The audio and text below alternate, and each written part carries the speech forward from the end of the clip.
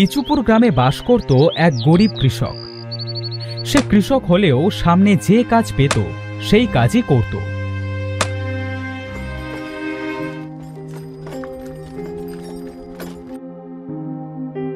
একদিন তার বউ বলল, ওগো, এভাবে আর কতদিন বাজার ঘাট করবে না শুনি? আজ বাড়িতে কোনো সবজি নেই, কি রান্না করব বলো তো? বউ, কোনো জায়গায় কোনো কাজ তো পাচ্ছি না। হাতে টাকা না থাকলে বাজারটা করি কি দিয়ে বলো তো? আমার নিত্যদিনের এই অভাব আর ভালো লাগছে না। কতদিন এই অভাবের যন্ত্রণা সহ্য করতে হবে তা কে জানে। দিবু মুখটা অন্ধকার করে বাইরে চলে এলো।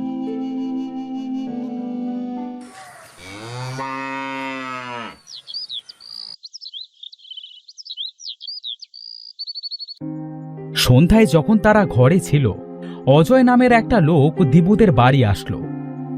দিবু, এই দিবু, আরে তোরা কেউ কি বাড়িতে নাই নাকি?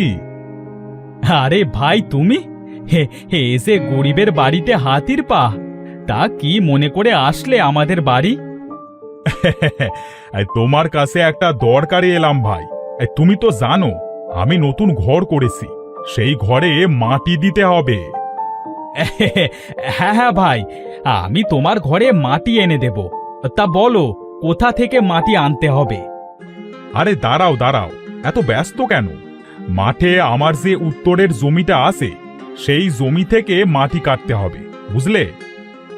আচ্ছা ভাই, আমি তোমার জমি থেকে মাটি কেটে দেব, তুমি নিশ্চিন্তে বাড়ি যাও। ভাই, তোমাকে মাটি কেটে বাড়ি আনতে হবে না, ওখানে গাড়ি থাকবে। মাটি কেটে গাড়িতে উঠিয়ে দিতে হবে। কাল সকাল থেকে কাজ শুরু করো। হ্যাঁ, আচ্ছা ভাই, ঠিক আছে।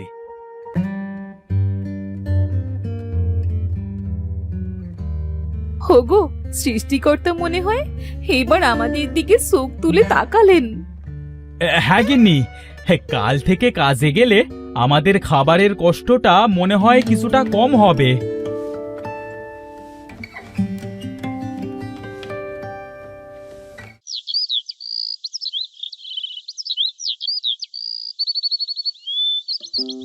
পরের দিন সকালে দিবু মাটি কাটবার কাজে মাঠে গেল।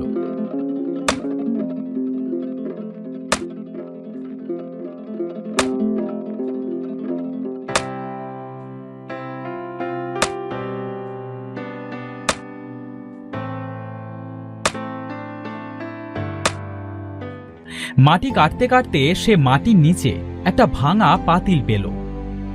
আরে, এটা তো একটা মাটির হাঁড়ি, তবে এর মুখের কাছে ভাঙা। এই ভাঙা পাতিল নিয়ে আর কি করব? ভাগ্যটাই যখন ভাঙা, তাহলে ভাঙা পাতিল ছাড়া আর কি বা জুটবে? ভাই, এই ভাঙা পাতিলটায় কি দেখছো? এটা রেখে তাড়াতাড়ি কাজ করো।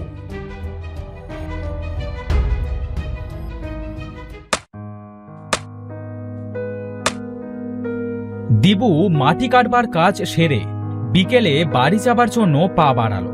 হঠাৎ তার পাশে রাখা হাঁড়িটার কথা মনে পড়ল। আরে, হাঁড়িটার কথা তো ভুলেই গিয়েছিলাম। হাঁড়িটা নিয়েই যাই, আমাদের তো একটা হাঁড়ি। এই ভাঙা হাঁড়িতে না হয় চাল টাল রাখবো।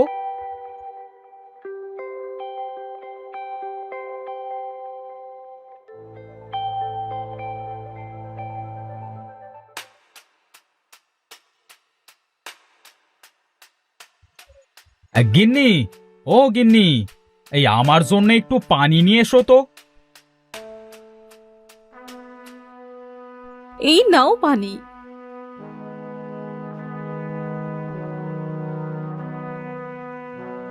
এই ভাঙা পাতিল আবার কোথা থেকে আনলে? আর বলো না গিন্নি, মাটি কাটতে কাটতে পাতিলটা উঠে এসেছিল, তাই ফেলে না দিয়ে সাথে করে নিয়ে এলাম।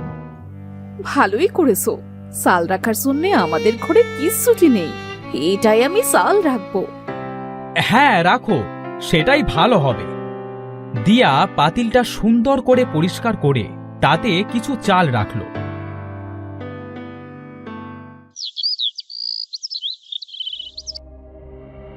বাইরে কাজ গুছিয়ে সন্ধ্যার সময় দিয়া আর দিবু যখন ঘরে গেল, দেখলো পাতিল থেকে চাল নিচে পড়ে যাচ্ছে। গিন্নি, তুমি আজ এত চাল কোথায় পেলে? হাঁড়িতে ধরছে না বলে নিচে রেখেছো? দিয়া খাটের নিচে তাকিয়ে দেখল চাল পাতিল থেকে নিচে যেন উতলে পড়ছে। আরে, আমি তো এই পাতিলে এখনো চাল রাখিনি, তাহলে এত চাল আসলো কোথা থেকে? গিন্নি, বলি কি, এই চালগুলা না কিছুতে রেখে দাও।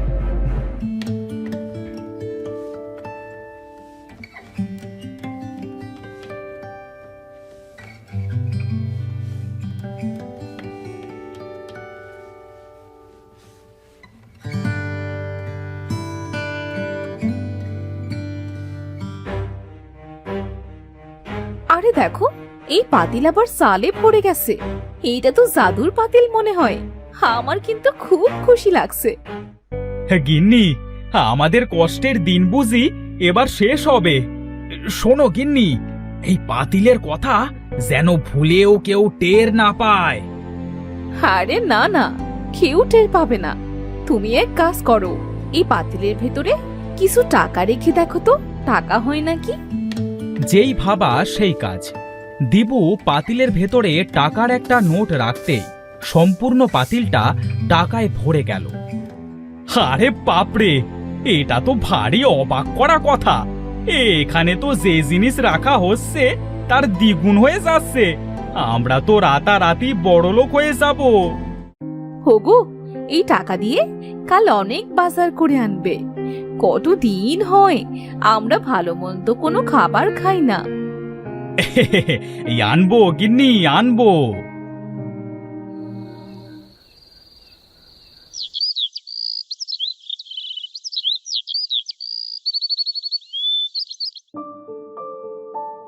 পরের দিন দিবুদের বাড়ি অনেক ভালো ভালো খাবারের আয়োজন করা হলো। দিয়া খেতে খেতে বলল, আহ, কতদিন পরে মনে হচ্ছে যেন অমৃত খাচ্ছি। খাবার আগেই যেন পেটটা ভরে গেছে। খাও গিন্নি, খাও। এখন থেকে যত খুশি তত খাবে। হোগো, এবার আমাদের এই ভাঙা বাড়িটা ভেঙে একটা সুন্দর দেখে বাড়ি করলে কেমন হয় বলো তো? কথা তো মন্দ বলনি। তাছাড়া এবার যদি ঝড় বৃষ্টি হয় তাহলে তো আমরা এই ঘরে থাকতেই পারবো না। দেখি, এই আমি কালই ঘরের মিস্ত্রির সাথে কথা বলবো। হ্যাঁ। পরের দিন দিবু ঘরের মিস্ত্রির সাথে কথা বলে তাদের সেই পুরনো বাড়িটা ভেঙে সেখানে একটা সুন্দর দেখে নতুন প্রাসাদ করল। আশেপাশের মানুষ তো দিবুর আঙুল ফুলে কলাগাছ হওয়াটা দেখে স্বাভাবিকভাবে নিল না। ভাই, দেখেছিস, দিবু আমাদের মতো একজন গরিব কৃষক ছিল, আর হঠাৎ করে সে এত টাকার মালিক কিভাবে হলো? হ্যাঁ, সেটাই তো ভাই, গ্রামের সবাই তো তাই বলা বলি করছে। ভাই, আমরা আজ রাতে ওদের সব ঘর তল্লাশি করব। হ্যাঁ, দেখি এদের এত টাকার মালিক হবার কারণটা কি।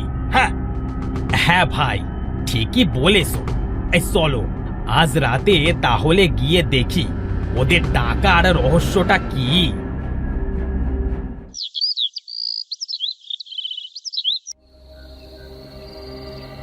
সেদিন রাতে দিবু ও তার বউ ঘুমিয়ে যাবার পরে তারা দুজন দিবুদের ঘরে ঢোকে। ভাই, সাবধানে, ওরা যদি টের পেয়ে যায় তাহলে কিন্তু কেলেঙ্কারি হয়ে যাবে। হ্যাঁ ভাই, গ্রামে আমরা মুখ দেখাতে পারবো না। এবার কিন্তু আমার খুব ভয় করছে। চল ভাই, বাড়ি ফিরে যাই। আরে না, দাঁড়া দেখি কি করা যায়। এই চল, ওই ঘরটায় দেখি।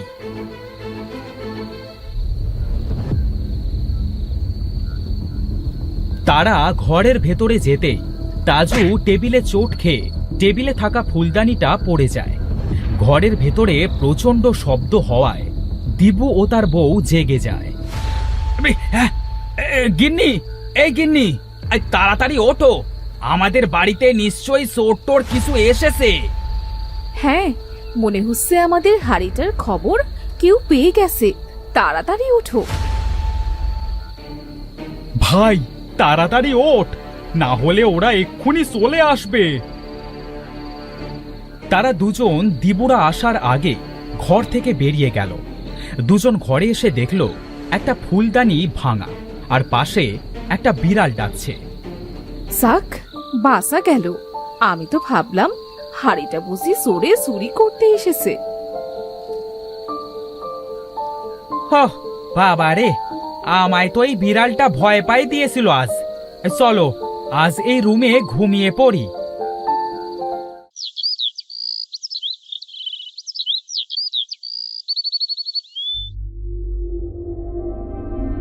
গিন্নি, আমার অনেক টাকা চাই।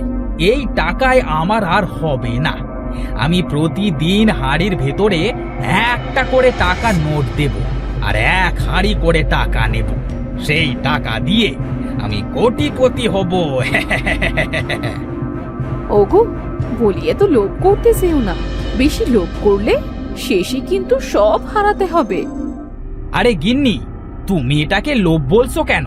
এই টাকা পয়সা যদি নাই পাই, তাহলে এই অকেজো পাতিল রেখে আর কি করব? ওটা ফেলে দিও। মুখে যা আসছে তাই বলে যাচ্ছ।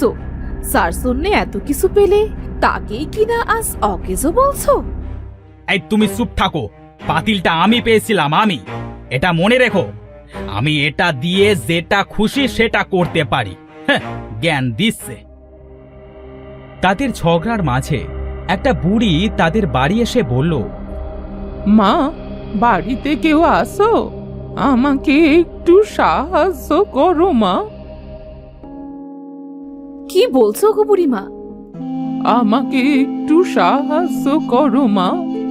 আমার যে খুব খাবার কষ্ট, কিছু খাবার দেবে মা আমাকে?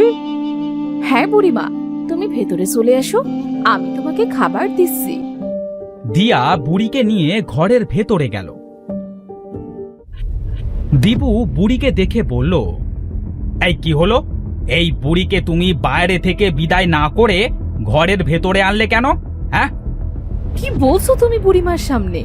ইনি ক্ষুধার্ত, তাই খেতে এনেছি। যাও, একে বাইরে খাবার দিয়ে বিদে করো। স্যা স্যা স্যা স্যা স্যা, কি ময়লা দেখতে। হ্যাঁ, থাক বাবারা, তোমরা আমার জন্য নিজেদের ভেতরে আর ঝগড়া করো না, আমি চলে যাচ্ছি। বুড়ি কথা বলে তাদের বাড়ি থেকে চলে গেল। দিবু দিয়াকে বলল, এই, তোমাকে আজ বলে দিলাম যে সে মানুষকে আমার বাড়িতে আনবে না, বুঝেছো? তুমি অনেক পাল্টে গেছো, আগের মতো আর নেই। আগে আমরা গরিব ছিলাম, তবে শান্তি ছিল। এখন এখন অনেক টাকা আমাদের, তবুও যেন কোনো শান্তি নেই। হ্যাঁ, যত সব অলুক্ষণে কথা। আমি এখন হাঁড়ির ভেতরে টাকা দেব। আমি ঘরে গেলাম, হাঁড়িটা নিয়ে এসো ঘরে। দিবু এই কথা বলে ঘরের ভেতরে চলে গেল। দিয়া হাঁড়িটা নিয়ে গেল দিবুর কাছে।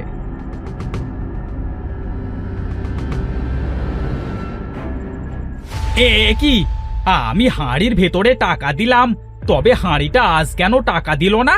হ্যাঁ, তোকে আমি এই হাড়িটা দিয়েছিলাম কারণ তুই অনেক ভালো ছিলি, কিন্তু এখন তোর মনে অনেক অহংকার, তাই তোর থেকে আমি আবার সব কেড়ে নিলাম। না বুড়িমা, তুমি আমাকে ক্ষমা করে দাও।